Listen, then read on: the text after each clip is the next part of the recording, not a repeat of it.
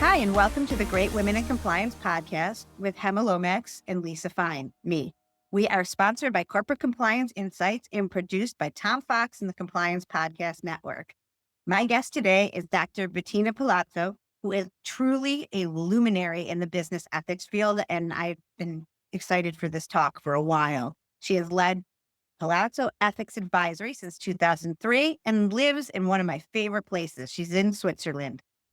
Her work has a global impact, and she was named International Compliance Association Influencer of the Year in 2024. There is so much more to hear about Bettina and her journey. So thank you for joining me. And can you talk a little bit more about how you became involved in ethics and compliance and the journey to where you are today?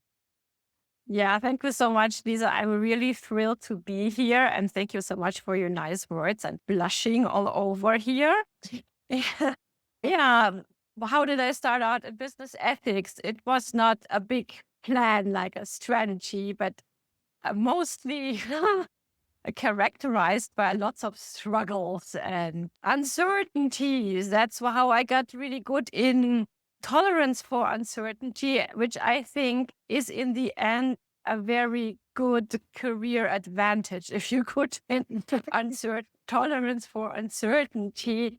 And I recently been to Munich where I studied, and I came across there's this place in Munich where the Siemens headquarters is located, and that's where it actually all started. And I got all excited for seeing it again and thinking about my younger self with a lot of compassion because I had studied American studies, strangely enough, because after my year in the US as an au pair, I was wondering what had happened to me and the culture shock and everything. And it's a really interesting, very interdisciplinary field, but I was worried, what will I ever do with it when I grow up?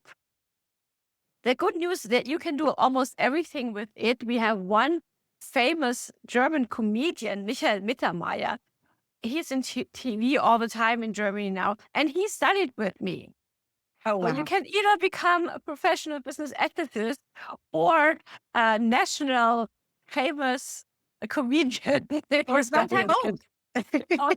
Yeah, I'm trying. I'm not as good as him in humor-wise. So there I asked around for a thesis topic because I've heard, it's better if you write your thesis with a company, then you might get a job there. No, was about the only career strategy I had back then.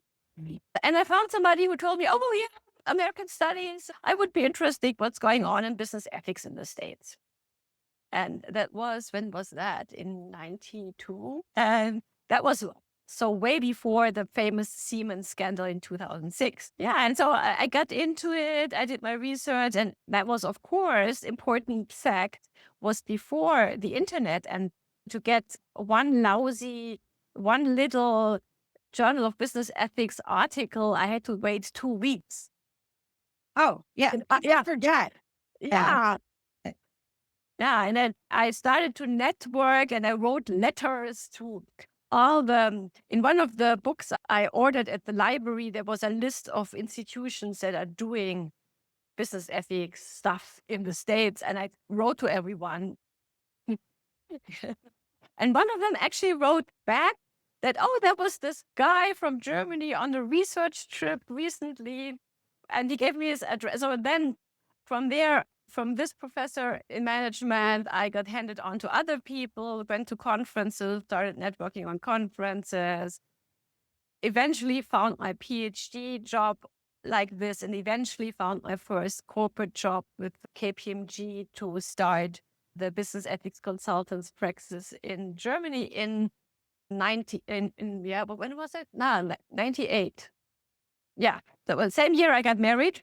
Because fun fact, my husband is also a business ethicist, and we met on a conference. So I'm very much a believer in the positive effects of conferences. Yeah, from him too as well. What a power couple. So,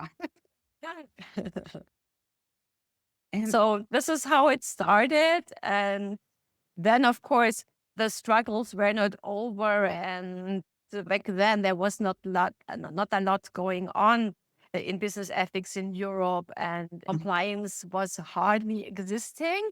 And that basically changed in Germany with the Siemens scandal in 2006. Yeah.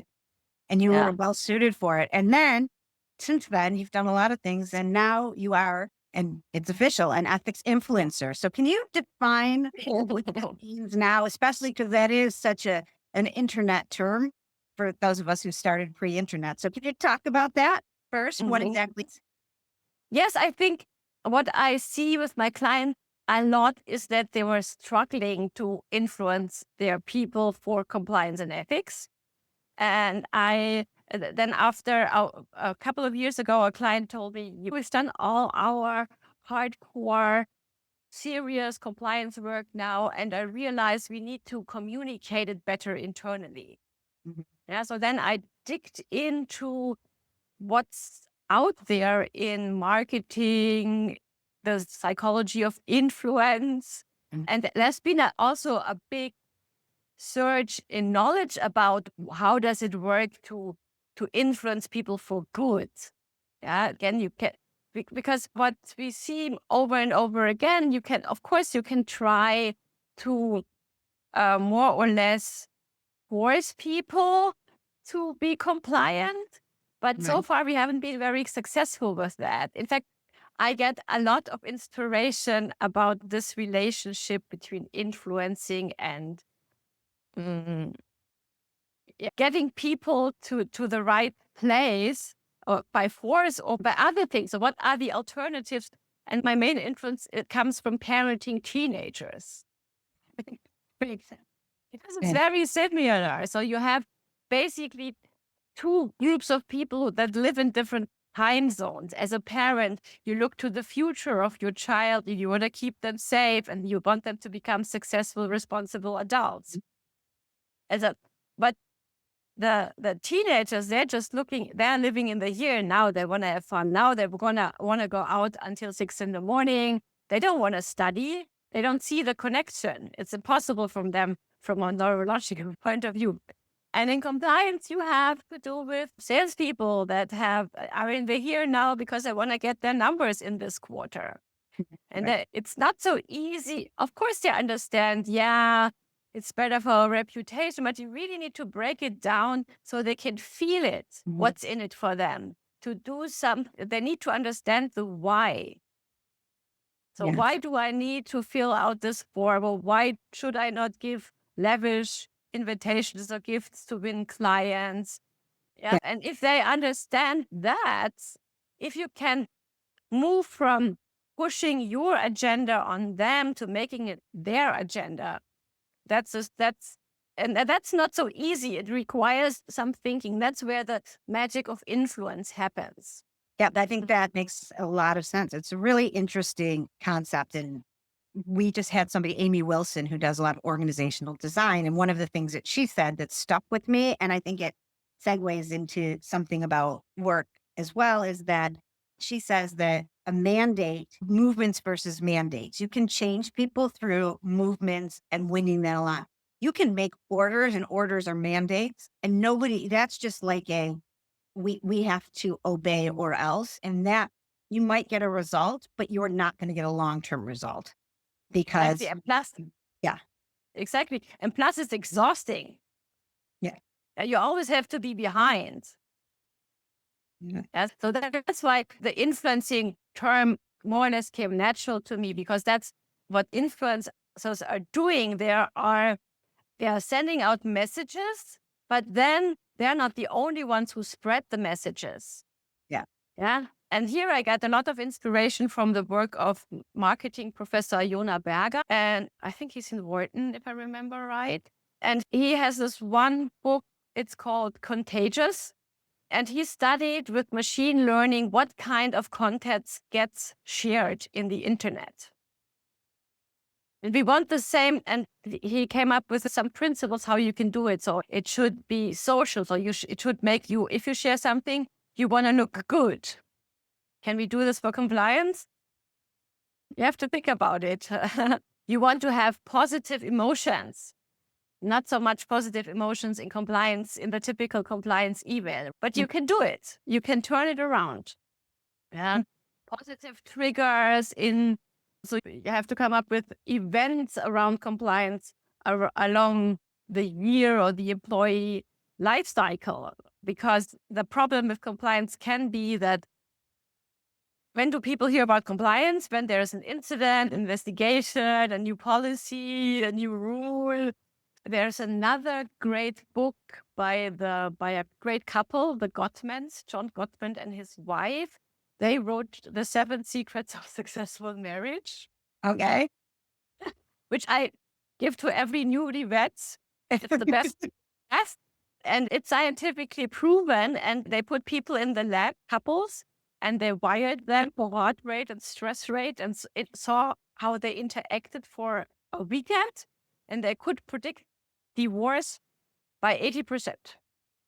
Wow. And they created something like a guidelines. And one of the learnings is that if you have one negative piece of information to share, you need to back it up with 5 positive ones.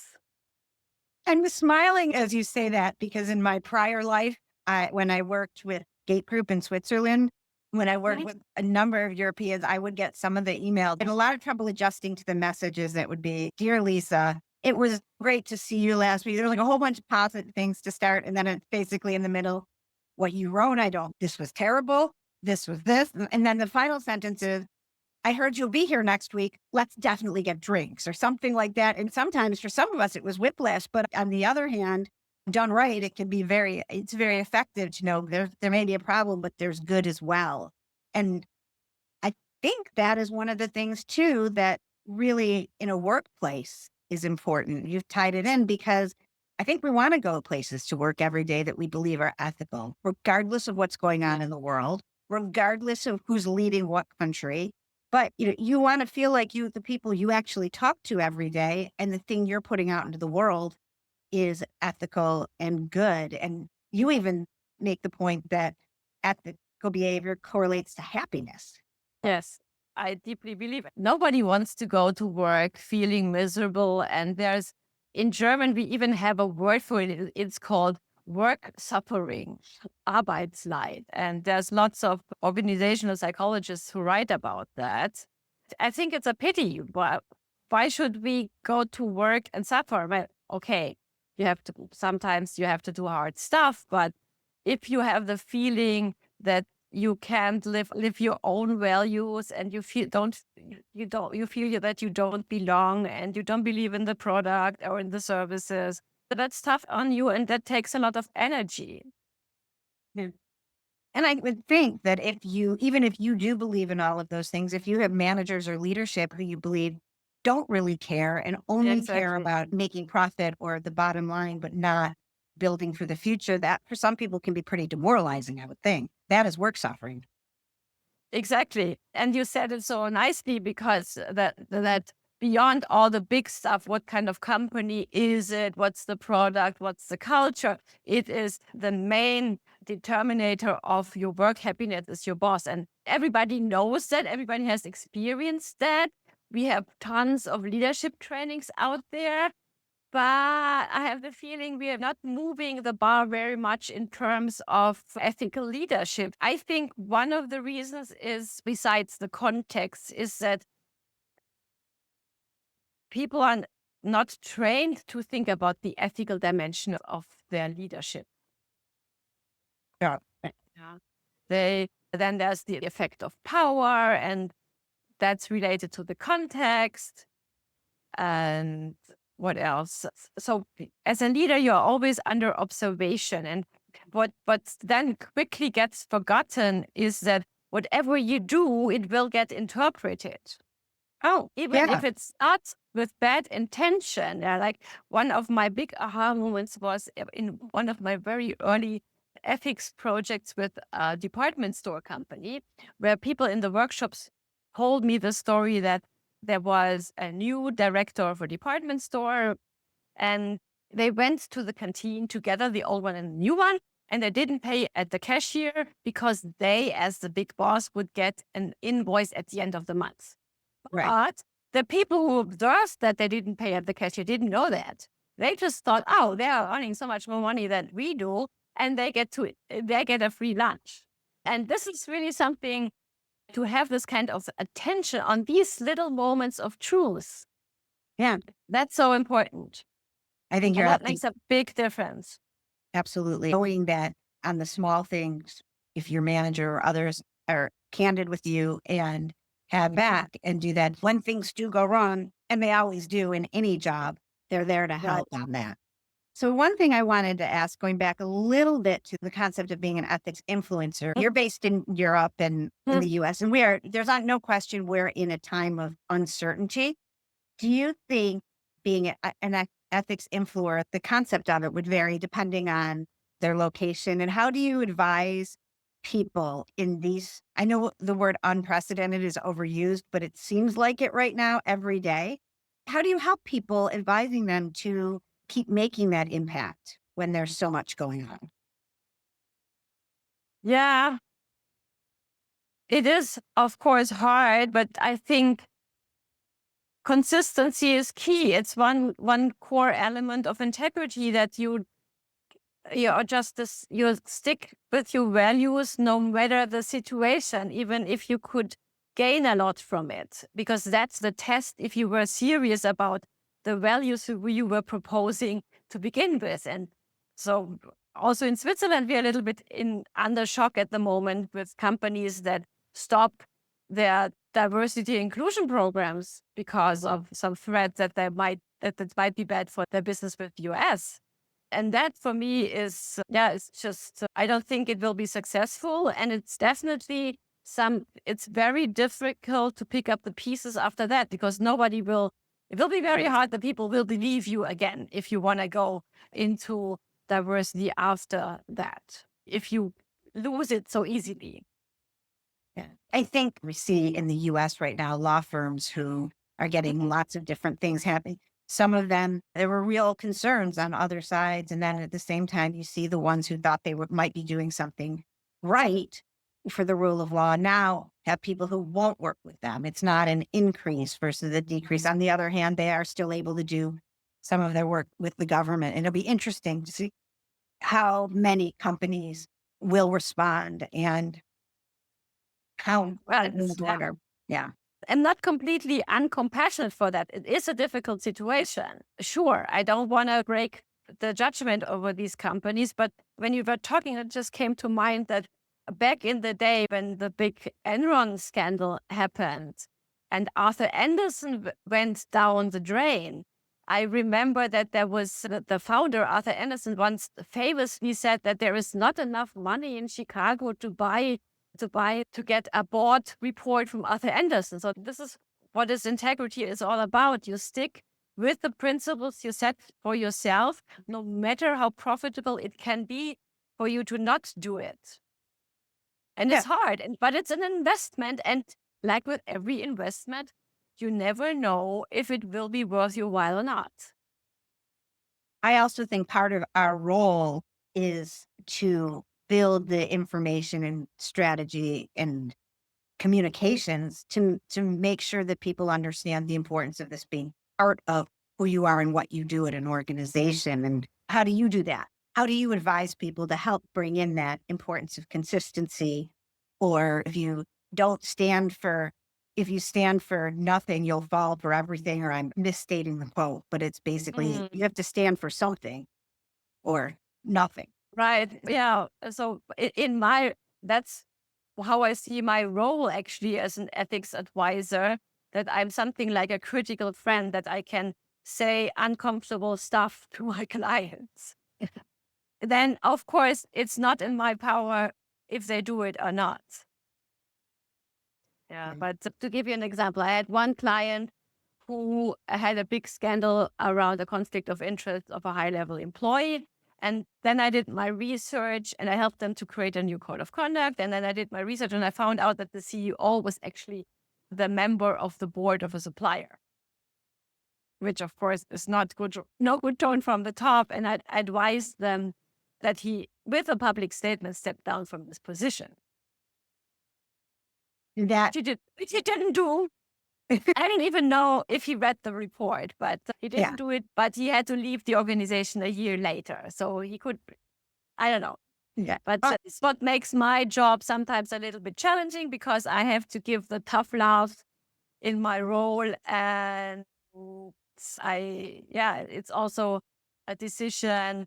What kind of contracts do I accept? And are there certain, I can't be too strict because I want to create change for companies, but so where do I draw the line? Yeah. I think we all think about that. What is a reasonable disagreement versus what is something you can't live with? Let's talk a little bit about ethical leadership. And what do you think are the key components, and how can you bring that in to your influencing or your leaders in organizations? The important thing is that it is, again, you need to sell it because unfortunately, ethical leadership is not sexy, right? But ethical leadership, that I made the experience a couple of years ago when I was coaching an executive team where the compliance officer had convinced them that they should come with a good statement, a convincing statement for the new code of conduct, why it's important for them.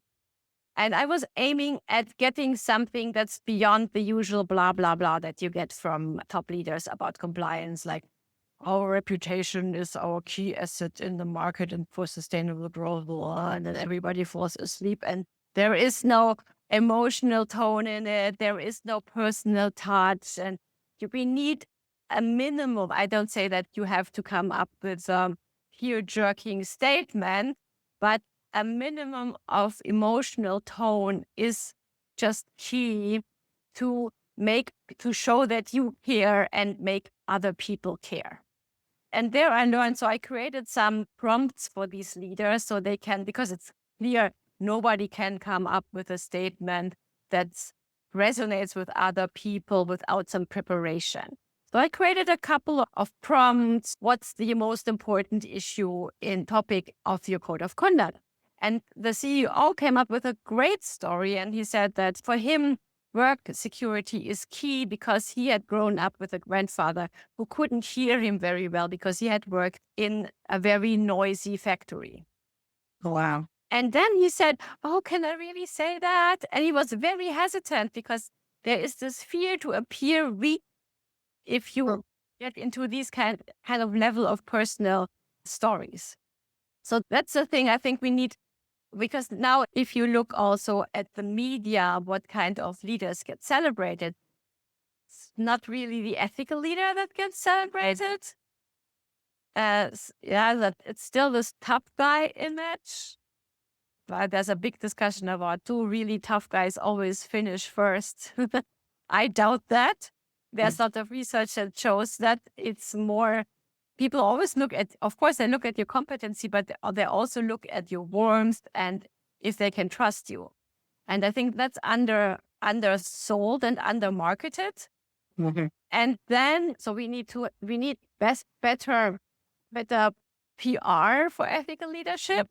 And we need better tools for ethical leadership, because the standard code of conduct, you always find something like, oh, the code of conduct will be implemented by the role modeling of our leaders.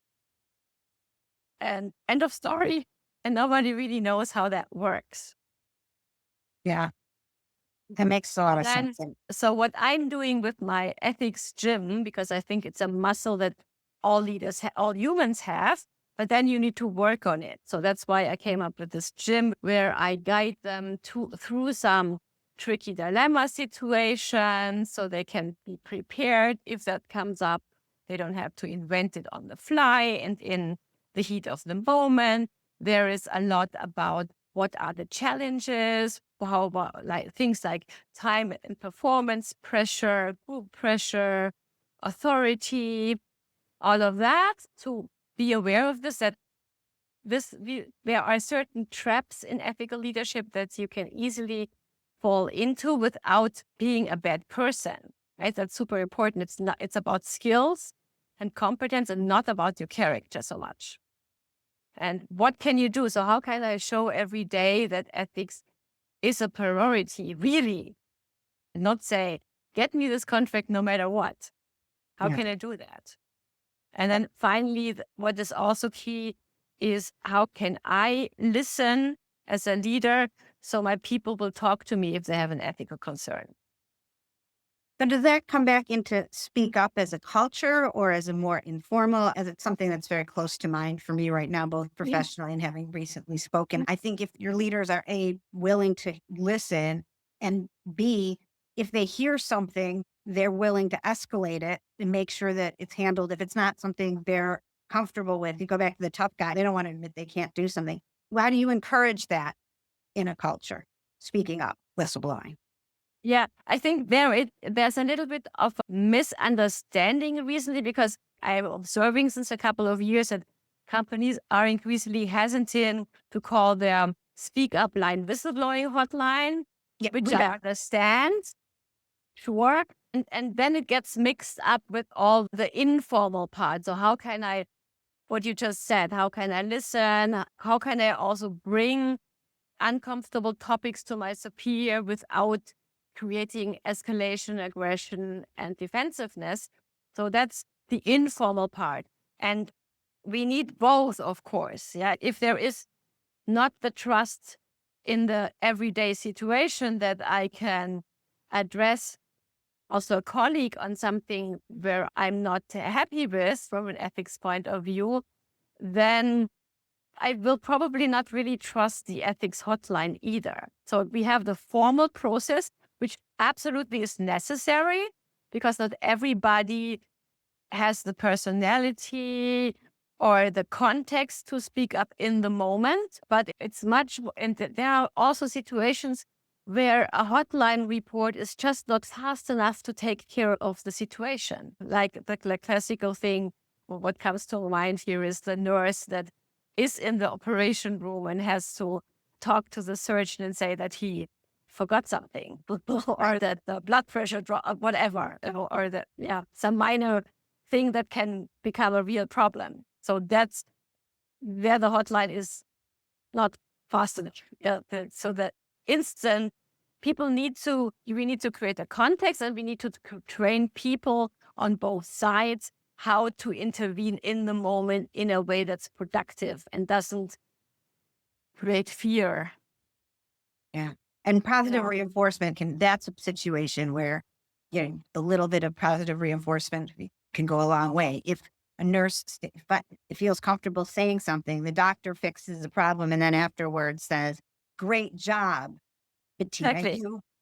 You solve exactly. And you helped make the surgery successful," then people feel much more empowered. And bad things that aren't life and death, that we hope people feel comfortable raising it to somebody in person. But if you don't, here is your other option. Exactly. Those sorts of things. Yeah, very well put. I actually get goosebumps because I think it's so important and it's so hard. And again, there is this link to my happiness thesis, because if you feel heard at work, it's such an important thing. And I even found some numbers at Gallup who found out that if people feel heard in a company, you have 27% less turnover, you have 40% less accidents.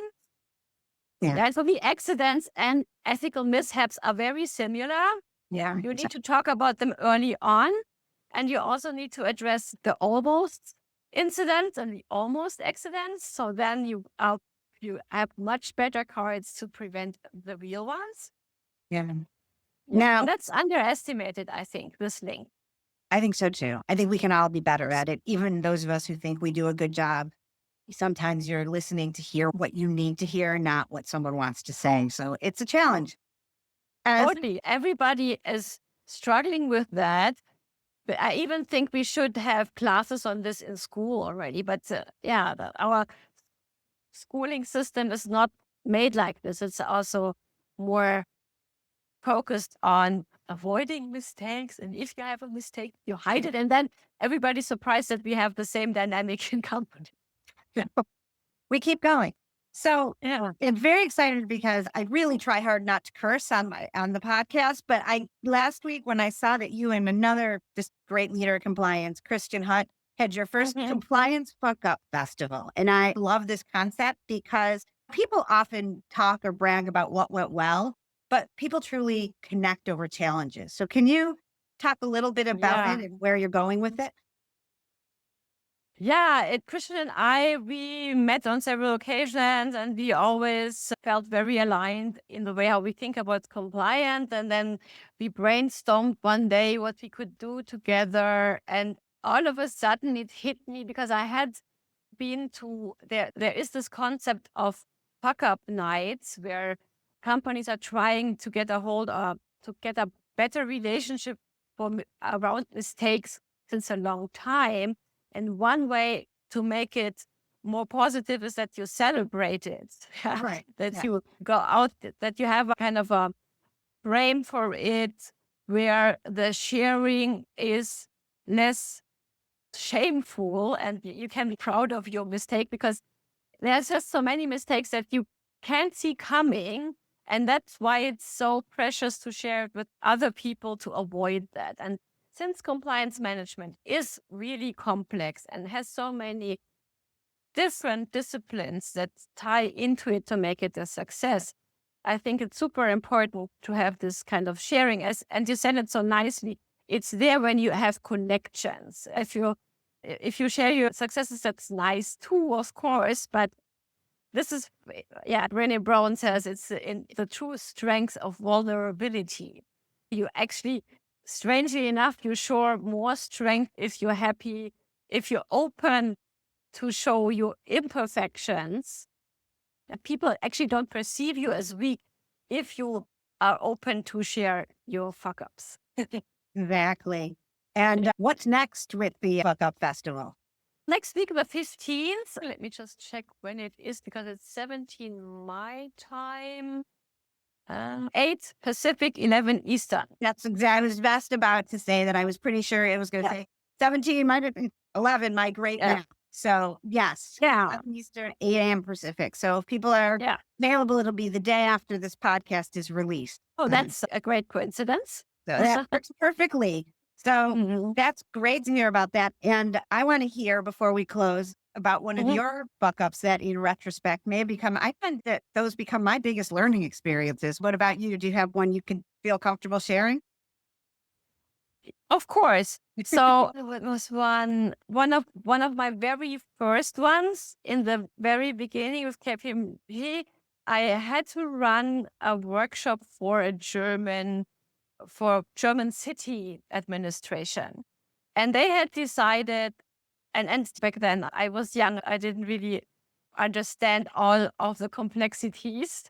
I would talk about ethics, but the hidden agenda of the workshop was actually that these people, the participants in my workshop, the government, the city officials, they had just received a new gifts and entertainment policy with a ridiculously low monetary threshold. It was 10 D-Mark, which I don't even know which big then was, maybe, let's say it was $10. So you could go, not even going to McDonald's was in the books. And so back then we just accepted this rule. The workshop was just a big disaster because all of the anger of these people about this unrealistic monetary limit was dumped on me. Yeah. And so this critical distance to the client is so important that you tell them, hey, this is really not a good idea.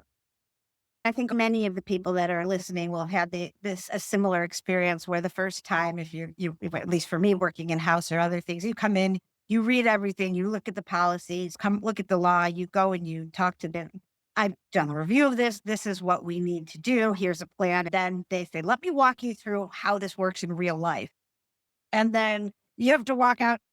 I'm going back to the drawing board. I have to figure out to save one that's juicier for, I've got to check my calendar for next Thursday, but it has to be a fun thing to join you all. Great if you could share something. Yeah, I would love that. I would. But that's my plug before we close off, because I really appreciate you taking the time. You're actually ending your Friday with me, and I'm super grateful for that. And thank you for being a great woman in compliance and joining us on the podcast.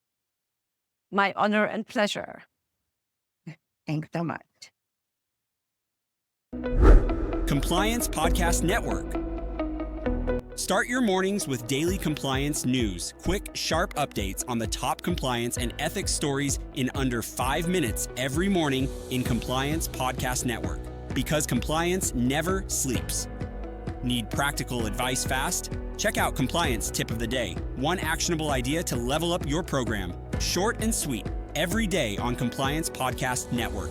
Got 10 minutes? We've got the week's top 10 stories. 10 for 10 brings you the big compliance headlines. Fast, fun, and focused. Every Saturday on Compliance Podcast Network. And don't miss the Sunday Book Review, where compliance meets culture through must-read books and big ideas every Sunday in Compliance Podcast Network. Whether you're in the office, on a walk, or commuting, stay smart, stay ethical, stay tuned. Only on the Compliance Podcast Network, available wherever you listen to podcasts.